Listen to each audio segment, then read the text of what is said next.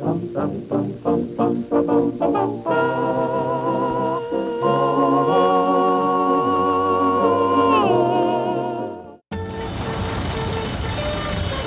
ba kalayaan? Ito ba yung ginugunita natin pag June 12? Ito ba yung ginaganap sa Cavite, Cavite? Dito ba yung unang-unang flag raising sa kasaysayan? Dito ba tayo naging kauna-unang republika sa Asia? Pinagmamalaki natin to, di ba? At mukhang excited na excited tayong lahat. Ito ba kalayaan? Ito ba yung karapatang magpahayag ng saloobin? Ito ba yung karapatang makinig ng kahit anong gusto natin? Ito ba yung karapatang manood ng kahit anong gusto natin? Long, dito ba kalayaan? Ito ba ang kalayaan? Ito ba yung karapatang mag-aklas kung may hinanaing? Ito ba yung kalayaang mamili ng gusto mong pinuno? Ito ba yung karapatang mabuhay na walang pangamba? Pero ito, sigurado akong alam na alam niya ang ibig sabihin ng kalayaan. Ito na ba yung kalayaan?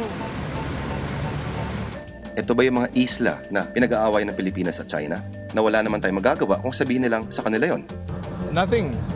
Wala tayong magagawa. Ito na ba yung kalayaan?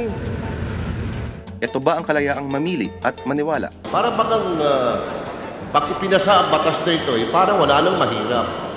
Ganun ba kaganda itong panukalang batas na ito? Hindi po. Huwag natin naman sabihin na yung reproductive health bill ay tungkol lamang sa pills, condoms, injectables o IUDs sapagkat malaki ang coverage ng reproductive health bill. Kalayan! Kalayan! Kalayan! Alis na! Ito ba yung Kalayaan Road sa Quezon City na nagsisimula sa Elliptical Road hanggang sa Camias Road? Ito ba yung kalye kung saan makikita mo ang mga malalayang Pilipinong ito? Ang laya-laya nila, no? Walang umaapi sa kanilang mga dayuhang mananakop.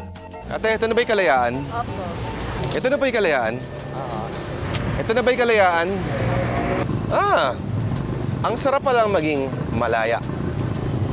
Mabuhay ang Pilipinas. Maligayang araw ng kalayaan.